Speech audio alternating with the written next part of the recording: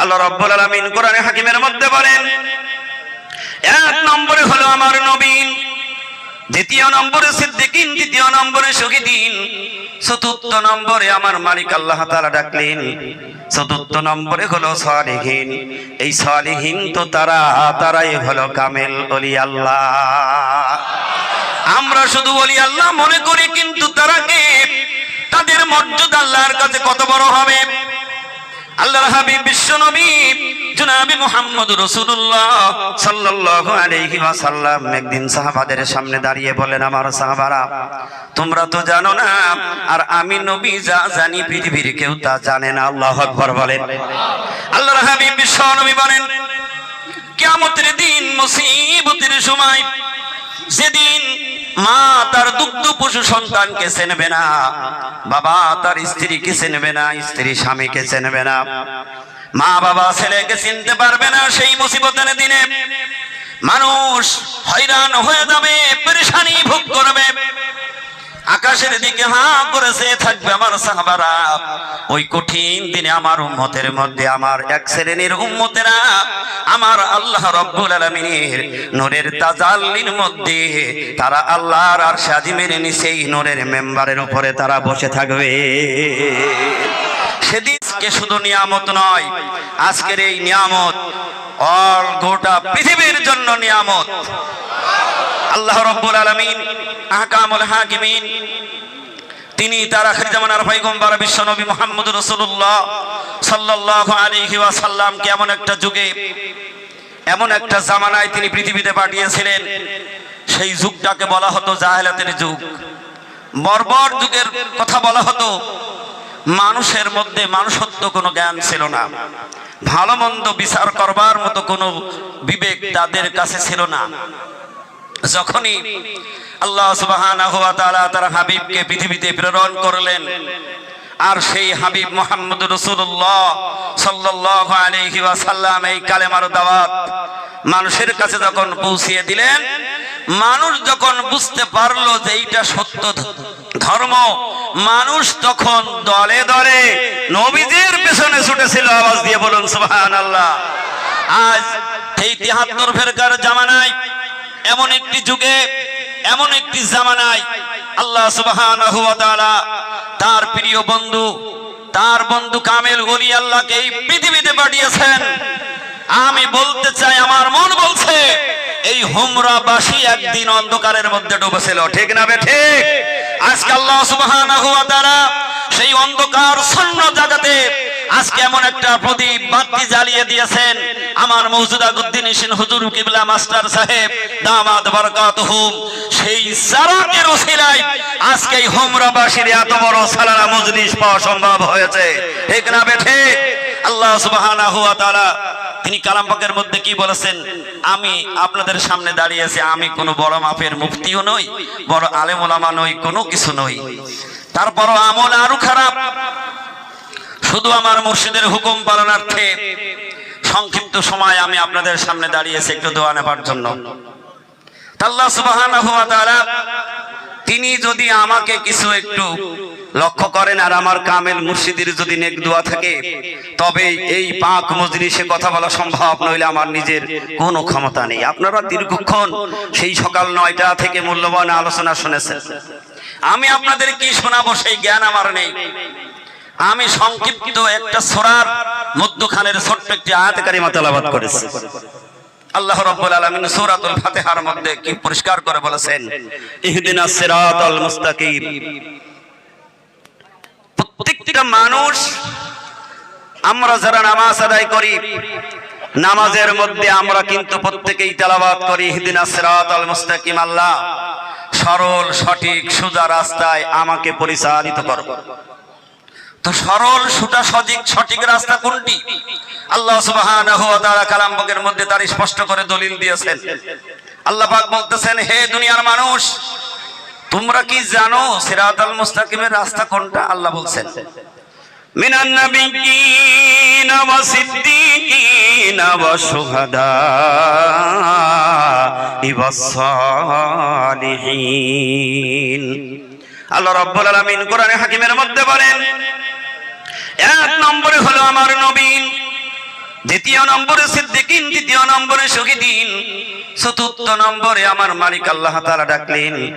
চতুর্থ নম্বরে হলো সালিহিন।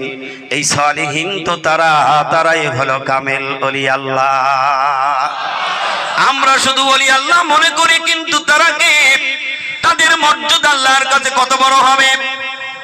আল্লাহর হাবিব বিশ্বনবী জনাবে মুহাম্মদ রাসূলুল্লাহ সাল্লাল্লাহু আলাইহি ওয়াসাল্লাম একদিন সাহাবাদের সামনে দাঁড়িয়ে বলেন, আমার সাহাবারা, তোমরা তো জানো না, আর আমি নবী যা জানি পৃথিবীর কেউ তা জানে না। আল্লাহু আকবার বলেন। আল্লাহর হাবিব বিশ্বনবী বলেন, কিয়ামতের দিন, মুসিবতের সময়, যেদিন মা তার দুগ্ধ পশু সন্তানকে চেনবে না, বাবা তার স্ত্রীকে চেনবে না, স্ত্রী স্বামীকে চেনবে না, মা বাবা ছেলেকে চিনতে পারবে না, সেই মুসিবতের দিনে মানুষ হয়রান হয়ে যাবে, পেরেশানি ভোগ করবে। আকাশের দিকে হাঁ করেছে থাকবে আমার সাহাবারা। ওই কঠিন দিনে আমার উম্মতের মধ্যে আমার এক শ্রেণীর উম্মতেরা আমার আল্লাহ রাব্বুল আলামিনের নূরের তাজাল্লির মধ্যে তারা আল্লাহর আরশে আজিমের নিচেই নূরের মেম্বারের উপরে তারা বসে থাকবে। সেদিন তাদের কোনো ভয় ডর কোনো চিন্তা থাকবে না। আল্লাহ সুবহানাহু ওয়া তাআলা সূরা ইউনূসের 62 নম্বর আয়াতের মধ্যে ওই কথাটা পরিষ্কার করে চলেন। সাহাবায়ে কেরাম জিজ্ঞেস করেন, ইয়া রাসূলুল্লাহ, তাদের মনের ধ্যান ধারণা, মনের কথা মনে হয় আল্লাহ সুবহানাহু ওয়া তাআলা তার পয়গম্বরের কাছে ওহী করেছে, এই জন্য পয়গম্বর বলেছে। আবু বকর, ওমর, আলী দাঁড়িয়ে গেলেন, ইয়া রাসূলুল্লাহ, হাবিবাল্লাহ, তাদের মনে আসা নবীজির কাছে জিজ্ঞাসা করব, নবীজি যদি আমাদের কথাটা বলে দেন তাহলে তো আমাদের আরো বেশি খুশির কথা। সুবহানাল্লাহ জোরে বলেন। মেহেরবানি করে যারা তাবারুক খাননি তাবারুক খেয়ে নেবে। মেহেরবানি করে যারা তাবারুক খাননি তাবারুক খেয়ে নেবে। আবু বকর, ওমর দাঁড়িয়ে বললেন, ইয়া রাসূলুল্লাহ, আপনার উম্মতের মধ্যে তারা কারা? আল্লাহ রাব্বুল আলামিনের পয়গম্বর বিশ্বনবী জনাবে মুহাম্মদুর রাসূলুল্লাহ সাল্লাল্লাহু আলাইহি ওয়াসাল্লাম সাথে সাথে কোরআনুল কারীমের আয়াত তেলাওয়াত করে শুনিয়ে দিলেন, আলা ইন্না আউলিয়া আল্লাহি লা খাউফুন আলাইহিম ওয়ালা হুম ইয়াহজানুন। আল্লাহ হুঁশিয়ার করে দিয়েছেন, আলা খবরদার, ইন্না নিশ্চয় আমার বন্ধু যারা, আউলিয়া যারা, লা খাউফুন আলাইহিম ওয়ালা হুম ইয়াহজানুন, তাদের কোনো ভয় ডর কোনো চিন্তা তাদের থাকবে না। আল্লাহর হাবিব আরো শুনিয়ে দিলেন, কেন আল্লাহ জবাব দিলেন? আল্লাহ তাআলা নিজেই বলেন, আল্লাযীনা আমানু ওয়া কানু ইয়াত্তাকুন। আল্লাহর নবী কালাম পাকের আয়াত পড়ে শুনিয়ে দিলেন, আল্লাহ সুবহানাহু ওয়া তাআলা তার বন্ধুদের ব্যাপারে বলেন, তারা হলো এক নম্বরের ইমানদার। শুধু ইমানদার তারা নয়, তারা হলো তাকওয়া পরহেজগারী অবলম্বনকারী। জোরে বলুন না সুবহানাল্লাহ। আজকে সেই কামেল ওলি আল্লাহর পাক ভূমিতে আজকে আমাদের সুযোগ করে দিয়েছেন আল্লাহ, কিন্তু আল্লাহ সুযোগ করেছেন আমার মুর্শিদ জামানার কুতুবার বিল্লার বাদশা হযরত মাওলানা সুফি মুফতি আদান গাজী রাহমাতুল্লাহ আলাইহি, তিনি বলেছেন, যারা ইহদিনাস সিরাতাল মুস্তাকিমের রাস্তায় চলতে পেরেছো এবং ওলি আল্লাহর মজলিস পেয়ে গিয়েছো, মজলিসে ওই চাটাইতে বসেছো, তাদের পেছনে তিনটা কাজ রয়েছে। সুবহানাল্লাহ, আস্তে বলুন। তিনটা কাজ আমার মুর্শিদ বলেন। এক নম্বরের কাজ হলো ওই ব্যক্তির পিতা মাতার নেক দোয়া। যার পিতা মাতার নেক দোয়া দিকে যাবে, দুনিয়ার মধ্যে ওই মানুষটা শ্রেষ্ঠ মর্যাদার মানুষ হয়ে যাবে। যেমন বাইজিদ বুস্তামি রহমাতুল্লাহ আলাইহি, তার মা দোয়া করেছিলেন। কি দোয়া যেন বাইজিদের জন্য করেছিলেন? বাইজিদের মার জ্বর হয়েছে, গভীর রাতে ডাক দিলেন, বাইজিদ আমাকে এক গ্লাস পানি দাও। পানির কাছে গিয়ে বাইজিদ দেখলেন কলসে পানি নেই, দূরে পানি আনতে গিয়েছে। পানি আনতে দেরি হয়ে গেল, এসে দেখে মা ঘুমিয়ে গিয়েছে। বাইজিদ বুস্তামি রহমাতুল্লাহ আলাইহি পানির গিলাস হাতে করে মার শিয়রে দাঁড়িয়ে রইলেন। ঘুম কখন ভাঙবে আর কখন মাকে পানি খাওয়াবে এই অপেক্ষায় দাঁড়িয়ে আছে। ফজরের আযান লেগে গেল। বাইজিদ বুস্তামি রহমাতুল্লাহ আলাইহি তবু গিলাস হাতে করে দাঁড়ানো। মার ঘুম ভেঙে গেছে, মা তাকিয়ে দেখে বাইজিদ আমার শিয়রে দাঁড়ানো। মা ডাক দিয়ে বলে, বাইজিদ তুমি এখানে দাঁড়িয়ে আছো কেন? মা বলে, তুমি কেন দাঁড়ানো? বাইজিদ বলে, মা তুমি পানি চেয়েছিলে, পানি আনতে গিয়েছিলাম, অনেক জোরে সেদিকে তুমি ঘুমিয়ে গিয়েছ, এই জন্য আমি তোমার পানি খাওয়ানোর জন্য আমি এখানে দাঁড়িয়ে রয়েছি। বাইজিদের হাত থেকে মা গিলাসটা নিয়ে পানি পান করলেন, আর ফজরের নামাজ পড়ে বাইজিদের মা দুটো হাত আল্লাহর দিকে তুলে ধরলেন। মা কিছু বলে নাই, বাইজিদকে তুমি সম্পদ দাও, ধনী বানাও না, না, মা দুটো হাত তুলে দোয়া করেছে, মালিক রব্বুল আলামিন আমার বাইজিদ আমাকে যেভাবে খুশি করেছে, আমার কলিজা ঠান্ডা হয়ে গেছে। আয় আল্লাহ, আমার বাইজিদকে তুমি সুলতানুল আরিফিন বানিয়ে দিও। সেই মা বাবার নেক দোয়া না থাকলে আমরা এখানে কেউ আসতে পারতাম না। আমার মুর্শিদ বলেন, আর একটা দ্বিতীয় নম্বরের কাজ হলো, ওই ব্যক্তি কোনো না কোনো একটা ভালো কাজ করেছে, সেটা কখন কোন অবস্থায় কোন কাজ করেছে সে নিজেও জানে না।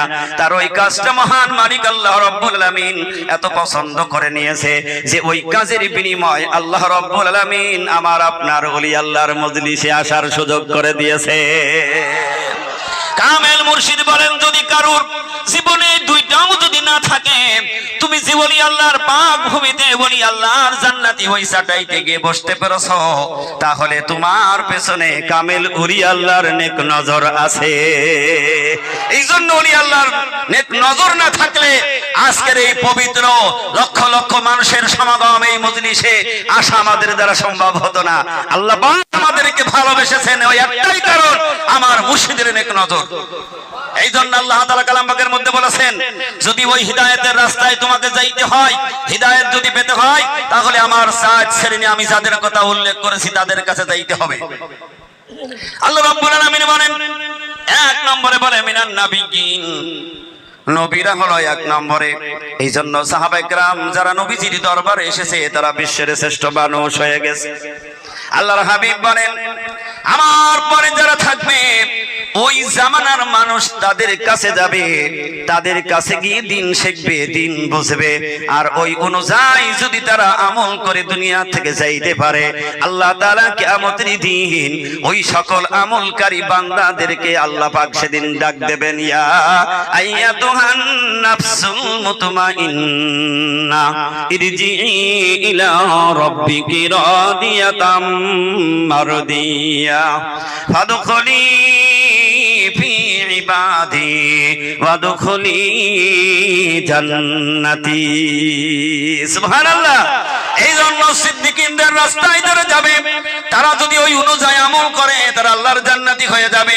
সিদ্দিকীনরাও একদিন থাকবে না, শহীদিনরা আসবে। তাদের জামানায় যারা শহীদিনদের কাছে যাবে, ওই সলিহিনের রাস্তায় যদি নিজের জীবনটা কাটাইতে পারে, তাহলে ওই মানুষগুলি আল্লাহর জান্নাতি হয়ে যাবে।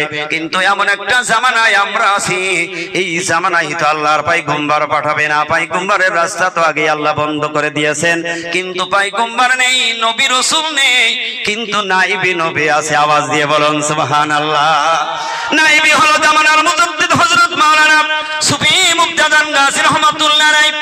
তার উত্তরসূরি পরে পরবর্তী বংশধর এসে গেলেন, তিনি হলেন এই খলিফা প্রাপ্ত হয়ে গেলেন সুফি মুয়াজ্জিন রাহমাতুল্লাহ আলাইহি। তিনি বিদায় নিলেন, তারপরে দ্বিতীয় খলিফার দায়িত্ব পেয়ে গেলেন সুফি অফিসে কিবলা রাহমাতুল্লাহ আলাইহি। তিনিও বিদায় নিলেন, তারপরে তৃতীয় নম্বরে খলিফার দায়িত্ব পেয়ে গেলেন সুদূর শাবল সিংহপুর থেকে জামানার কুতুবারি বিল্লার বাদশা শাবল সিংহপুরী রাহমাতুল্লাহ আলাইহি। এরা হলো আল্লাহর বন্ধু। রাসূল তাদের কথাই বলছেন যে এরা হলো আল্লাহর বন্ধু, কারণ আল্লাহর বন্ধু তারা দুনিয়া চায় না, তারা আখিরাত চায়। সুবহানাল্লাহ বলবেন না? নিজে জাহান্নামে হব কি জান্নাতি হব এই আশা তাদের নয়, তাদের উদ্দেশ্য হলো দুনিয়ার সমস্ত মানুষদেরকে ওই অন্ধকার থেকে আলোর মধ্যে নিয়ে এনে ইহদিনাস সিরাতাল মুস্তাকিমের রাস্তায় খাড়া করিয়ে দেওয়া। যেমন 1,24,000 পয়গম্বর পৃথিবীতে এসেছিলেন, মানুষদেরকে অন্ধকার থেকে তাদেরকে টেনে হেসলে নয়, তাদের কাছে এই কালাম পাকের বাণী প্রচার করেছে। সুবহানাল্লাহ জোরে বলুন। এই জন্য কালাম পাকের কাছে যেই ব্যক্তি আসবে, ওই ব্যক্তির তার সকল সমাধান পেয়ে যাবে। এই জন্য এই দরবারটা হলো কালাম পাকের দরবার। আমার মুর্শিদ বর্তমান মওজুদা গদ্দিনিসিন হুজুর কিবলা মাস্টার সাহেব দামাত বারাকাতুহুম বলেন, এই দরবারটা হলো আল্লাহর, এই দরবার হলো রাসূলের দরবার, এই দরবার হলো অগণিত কামেল ওলি আল্লাহর দরবার, আর এই দরবার হলো কালাম পাকের দরবার। এই দরবারটা একটা মিসরিকা টুকরা হয়। আমার মাওলানা সাহেব বলেন উর্দুতে, আমি তো বাবা উর্দু জানি না, মিসরিকা টুকরা তার মানে মিসরির একটা টুকরা হলো এই দরবার। আপনি যে দিক থেকে চাটবেন সেদিক থেকেই মিষ্টি পেয়ে যাবেন, সুবহানাল্লাহ বলবেন না? এই জন্য আরিফ বিল্লাহর বাদশা হযরত মাওলানা সুফি মুফতাদান গাজী রহমাতুল্লাহ আলাইহি গোটা পৃথিবীর মানব জাতির কাছে বেশি কথা বলে নাই, শুধু 4টা কথা বলেছেন। অনেক আলোচনা আপনারা শুনেছেন, আমি মূল কিছু কথা বলার জন্য আপনাদের সামনে দাঁড়িয়েছি। 4টা কথার মধ্যে 1 নম্বর কথা হলো নামাজটা কাজা ছাড়া পড়তে হবে। এই কাজা ছাড়া যে বলেছেন এটা তো আমাদের মেমোরির মধ্যে ঢোকে না, কিন্তু আল্লাহ সুবহানাহু ওয়া তাআলা নামাজ যেমন ফরজ ওক্ত মতো নামাজ পড়া ফরজ। তো আমার মুর্শিদ কেন বললেন যে ও বিনা কাজায় যদি পড়ে তাহলে ও ওক্ত মতো পড়বে এবং তার ওই ফরজটা আদায় হয়ে যাবে, জোরে বলুন না সুবহানাল্লাহ। আর এই নামাজ যাতে করে কবুল হয়, নামাজ সারা জীবন পড়ে গেলাম, যদি নামাজটা কবুল না হয়, জিন্দি ঘোর পড়ে গেলাম কিন্তু আমার নামাজ কবুল হলো না, তাহলে সেই নামাজের কোনো মূল্য পাওয়া যাবে না। আমার মুর্শিদ কি বললেন, বাবা সুদ মুক্ত জীবন তৈরি করো, সমস্ত হারামকে বর্জন করো। আমরা অনেকেই মনে করি বোধহয় সুদ শুধু হারাম, না, শুধু সুদ হারাম নয়। আমার মুর্শিদ জামানার কুতুব আরিফ বিল্লাহর বাদশা বলেছেন, বাবা যত প্রকারের হারাম আছে সমস্ত হারাম থেকে বর্জন করতে হবে, সমস্ত হারামকে ছেড়ে দিতে হবে এবং হালালের সাথে আপনার জীবন মরণ নিয়ে লড়তে হবে, যে আমার থেকে যেন ওই হালাল কোনো কাজ যেন আমার বাদ পড়ে না যায়। এই জন্য জামানার কুতুব বলেছেন, বাবা শুধু হারাম সুদ নয়, মদ খাওয়া হারাম, আছে না নাই? গাঁজা খাওয়া হারাম, ফেন্সিডিল খাওয়া হারাম, মিথ্যা কথা বলা হারাম, অন্যের গীবত করা হারাম, অন্যের হক নষ্ট করা হারাম, অন্যের সম্পদ ফাঁকি দিয়ে আত্মসাৎ করা হলো হারাম। এই জন্য সমস্ত হারাম থেকে বর্জন করতে হবে, তবেই ওই ব্যক্তির এই আত্মা, এই পবিত্র দেহটা পাক হবে। জামাত যেমন ফরজ, এই পবিত্র দেহটা পাক বানানো আল্লাহ ফরজ করে দিয়েছেন। এই জন্য শুধু নামাজের বয়ান হলে হবে না, নামাজের বাইরে এবং ভিতরে আল্লাহ সুবহানাহু ওয়া তাআলা 13টা ফরজ নির্ধারণ করে দিয়েছে। কয়টা ফরজ? 13টা ফরজ। 1 নম্বরের ফরজ হলো নিজের শরীরটাকে পাক হতে হবে। আমার মুর্শিদ বলেছেন, শুধু মুক্ত জীবন, হারাম মুক্ত জীবন, সমস্ত হারামি কাজ থেকে ফিরে আসো। তার কারণ হলো তোমার ওই দেহটা যদি পাক না হয়, পবিত্র না হয়, তাহলে সারা জীবন ভর নামাজ পড়ে গেলে নামাজ হবে না। জামানার কুতুব আরিফ বিল্লাহর বাদশা বলেন, 2 নম্বরের ফরজ হলো আল্লাহ সুবহানাহু ওয়া তাআলা বলেছেন, 2 নম্বরের ফরজ হলো কাপড় পাক। আমার কাপড় যদি পাক না হয় তাহলে তো আমার নামাজ হবে না। 3 নম্বরের ফরজ হলো নামাজের জায়গা পাক। এই নামাজের জায়গা যদি পাক না হয়, কিয়ামত পর্যন্ত নামাজ আদায় করলেও নামাজ হবে না। এই জন্য আজকে একটা জিনিস লক্ষ্য করে দেখেছি কি, আজকে এই এত বড় মজলিস, এত বড় ওয়ারসিকুল মাহফিল এখানে প্রতিষ্ঠিত হয়েছে, এই মজলিসের জন্য কোনো সাদা চাওয়া হয় না। একটাই কারণ হলো যে আমার মুর্শিদ এই দরবারটা বিনা পয়সা, কথা বলেছেন বিনা পয়সা তো নয়, লক্ষ লক্ষ টাকা এখানে খরচ হবে। কোন টাকা? আমার মুর্শিদের হালাল টাকা। আওয়াজ দিয়ে বলুন সুবহানাল্লাহ। কারণ এটা কবুল হওয়ার শর্ত, কারণ এই মজলিসের দোয়া কবুল হবে। কারণ হালাল থাকলে, হালাল কোন মানুষ যদি খায়, তার জবানটা যদি পাক হয়, তাহলে ওই জবানের দোয়া আল্লাহ কবুল করে নেয়, তখন ওই জবানটার নাম হয়ে যায় মুস্তাজাবুদ দাওয়া।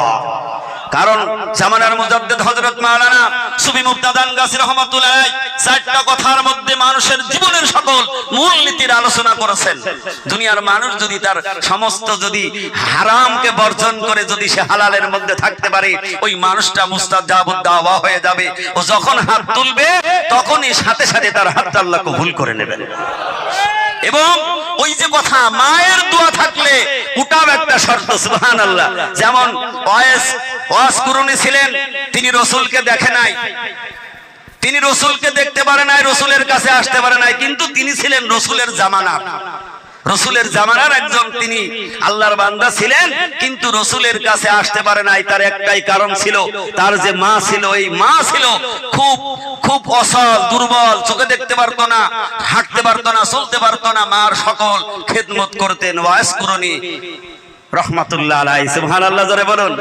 কিন্তু তিনি সাহাবী হইতে পারলেন না, তার কারণ কি? নবীজিকে দর্শন করতে পারে নাই। আজকে আমরা শেষ জামানার মানুষ, আমরা রাসূলকে দেখি নাই, কিন্তু আল্লাহ আমাদেরকে আরেকটা সৌভাগ্য করেছে, আজকে নাইবে নবীকে আমরা দেখতেছি। জোরে বলুন না সুবহানাল্লাহ। কারণ এরা রাসূলের উত্তরসূরি, কিয়ামত পর্যন্ত থাকবে। তাই লম্বা ঘটনা, বেশি সময় নেই, আমার খুব সংক্ষিপ্ত সময়।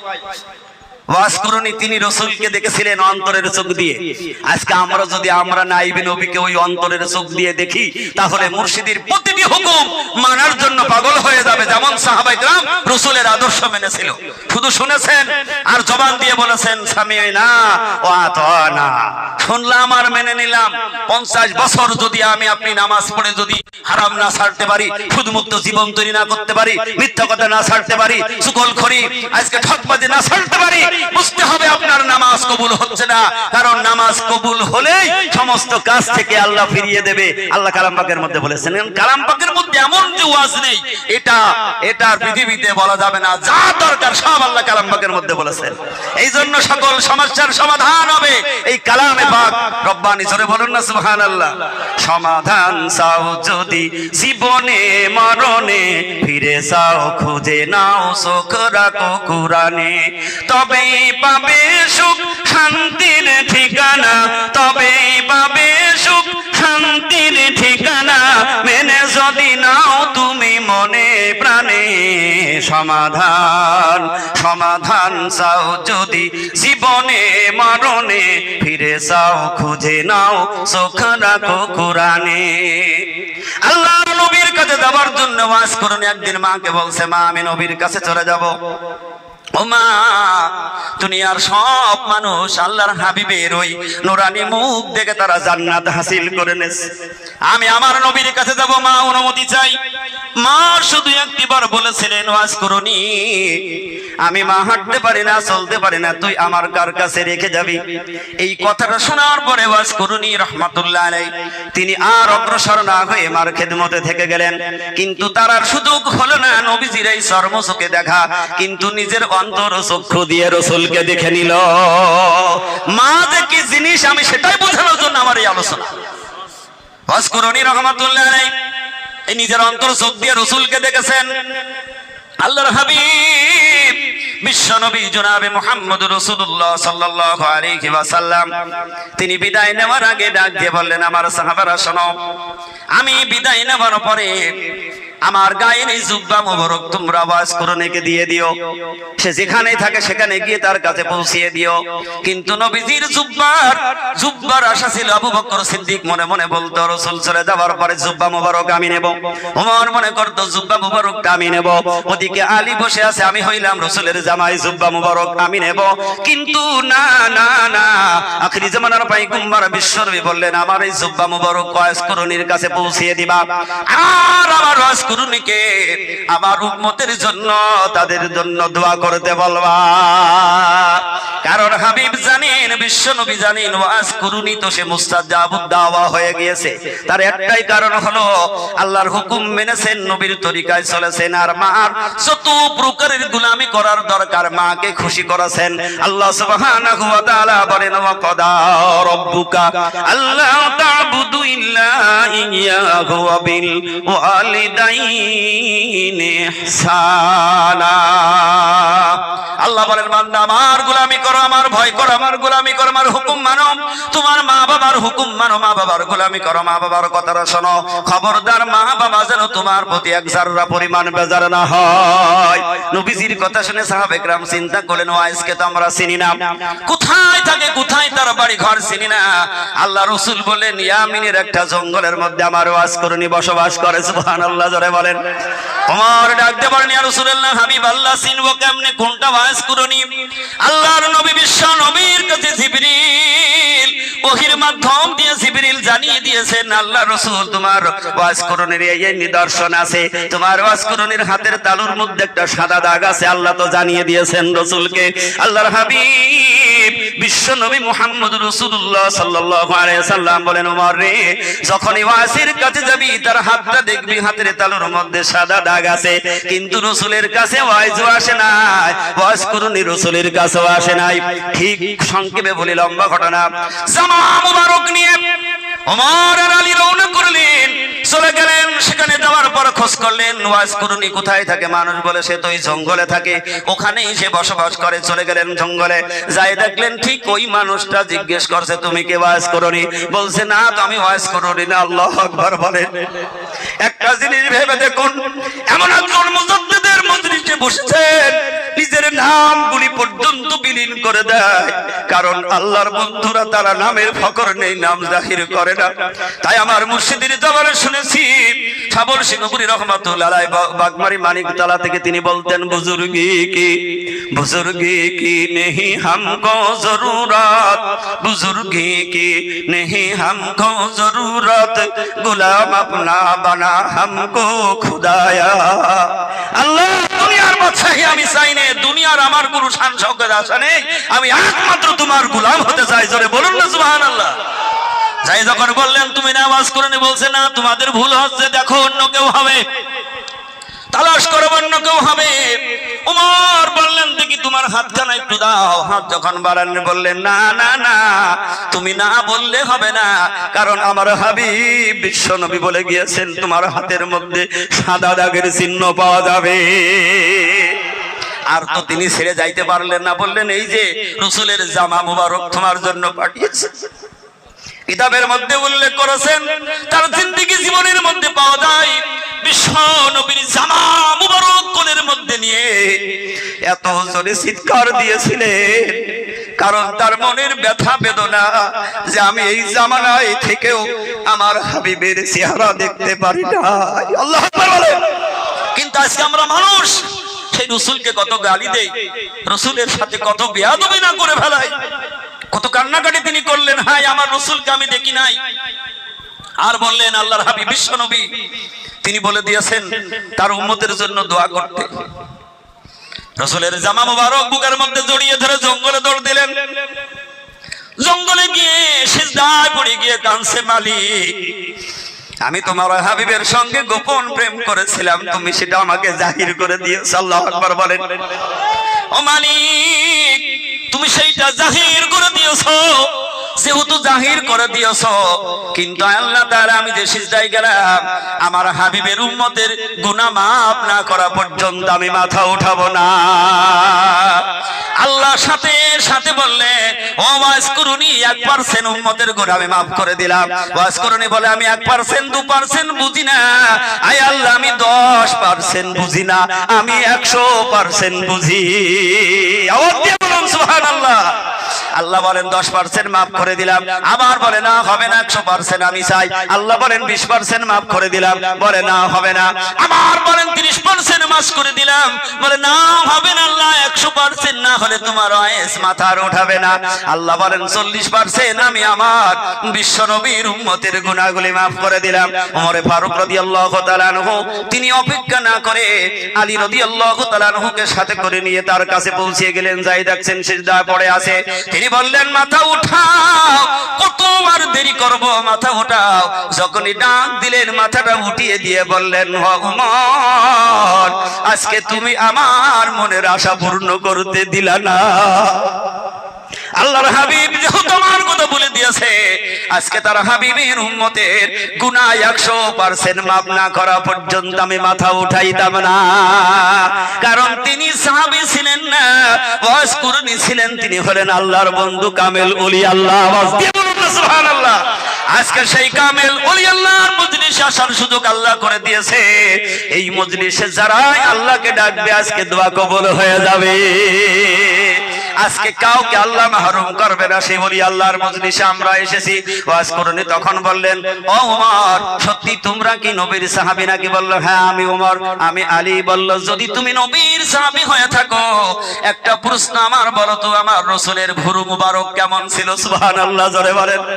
সাহাবাদের মধ্যে এত আদব ছিল, নবীদের প্রতি এত ভালোবাসা সম্মান তারা করত।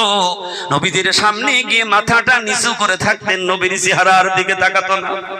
নবীর সম্মানের খাতিরে নবীজির চেহারা দেখার তাদের মন লাগতো না। নবীজির কাছে যাইতেই পারলেই জীবনটা শীতল হয়ে যেত। আল্লাহু আকবার বলেন। যার সৃষ্টি না করলে তাম পৃথিবী আসমান জমিন হইতো না। আর সেই হাবিবের কথা যখন জিজ্ঞাসা করলেন, কথা আর বলে না। ওয়াজ করুনি বলেন, ওমর, তাহলে তুমি শোনো, আমার বিশ্ব নবীর ভুরু মুবারক ছিল সব একসাথে জোড়া লাগানো।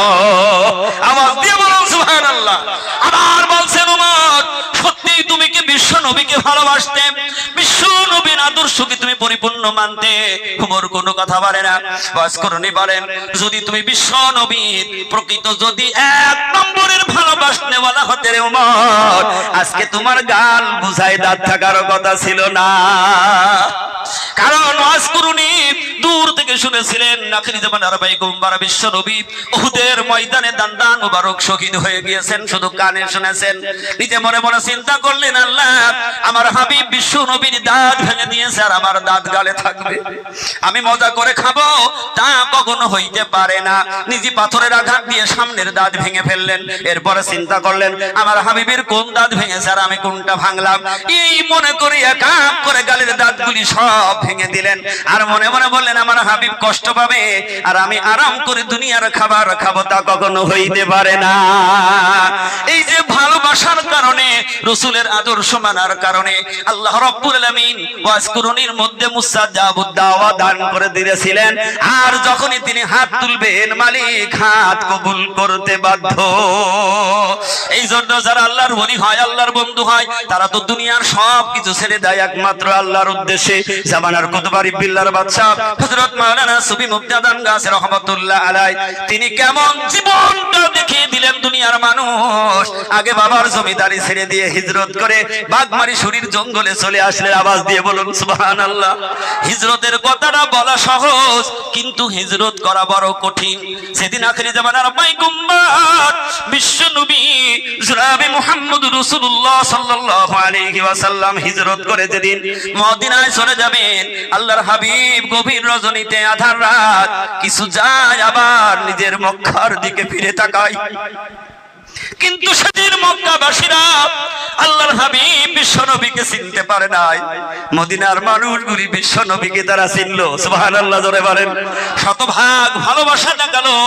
সেদিন আল্লাহর হাবিব বিশ্ব নবী বলেছিলেন, ও মদিনাবাসীরে, ও মদিনাবাসীরে, তোরা সত্যি কি আমার ভালোবাসিস? আমার ভালোবাসাটা কি তোরা চিরজীবনের মতো ভালোবাসবি? সেদিন আল্লাহর হাবিব বলেছিলেন, তোদের ওই ভালোবাসাটা যদি আমার কাছে সেই ভালোবাসা হয়ে যায়, আমি নবী মুহাম্মদুর রাসূলুল্লাহ তোদের ছেড়ে আমি মক্কায় আর যাব না। আওয়াজ দিয়ে বলুন সুবহানাল্লাহ। এই জন্য নবীজির জন্ম হলো মক্কায়, আখিরি জামানার পয়গম্বর বিশ্ব নবীর রওজা হলো মদিনায়। আজকে আমার শাবল সিংহপুরী রহমাতুল্লাহর জন্ম হলো শাবল সিংহপুর গ্রামে। সুফি মুয়াজ্জিন রহমাতুল্লাহর জন্ম হলো সাদ্দা গ্রামে। সুফি অফিসে কিবলা রহমাতুল্লাহর জন্ম হলো সেই বাংলাদেশ কালীহাতি থানায় আকসারান গ্রামে। সুফি গদ্দিন হোসেন হুজুর কিবলা মাস্টার সাহেবের জন্মভূমি এই হুমরা। সুবহানাল্লাহ, জোরে বলুন। আল্লাহকে যারা বেশেছে ভালো, দুঃখ কি আর তাদের থাকতে পারে? হতাশা কি আর তাদের থাকতে পারে? যারা লয়েছে মুখে আল কোরআনের বাণী, হতাশা কি আর তাদের থাকতে পারে? দুঃখ কি আর তাদের থাকতে পারে? আমার মুর্শিদ সেই জন্য আমাদের হাতে দিয়েছে কোরআনে ওজিফা। আওয়াজ দিয়ে বলুন না সুবহানাল্লাহ। এই জন্য আজকে সেই জামানার কুতুবারি বিল্লার বাদশা সেই রসুলের মতোই হিজরত করে বাগবাড়ি মানিকতলা এসে একটা ফকিরি হুজরা মুবারক কায়েম করে একটা সেরাক সেখানে জ্বালিয়ে দিয়েছেন। আর গোটা পৃথিবী বিশ্ববাসী আজকে সেই জারাত থেকে সেই নূর হাসিল করছে। বর্তমানে আমার সাবল সিংহপুরী রহমতুল্লাহ আলাইহি 26টা ভাষায় ওজিফা সারা পৃথিবী ব্যাপী আজকে প্রচার করে তিনি চলে গিয়েছেন। বর্তমান মওজুদা গুদ্দিন হোসেন হুজুর কিবলা মাস্টার সাহেব সেই দামান ধরে সেই কালেমার পতাকা তুলে ধরে রয়েছে। সকলে আওয়াজ দিয়ে বলি সুবহানাল্লাহ। এই জন্য কোরআন শুধু মুমিনের জন্য নয়, সে কথা বলছেন, এ বাণী সকলের নয় শুধু মুমিনের, যারাই মানবে চলে ফল পাবে কোরআনের। দিনে বলো কি রাত্রি বলো, অশান্তি দূর করে শান্তি আনে। সমাধান সমাধান চাও যদি জীবনে মরণে, ফিরে চাও খুঁজে নাও চোখ রাখো দরবারে। সুবহানাল্লাহ বলুন, ফিরে চাও খুঁজে নাও চোখ রাখো দরবারে। হাক্কানি দরুদ শরীফ।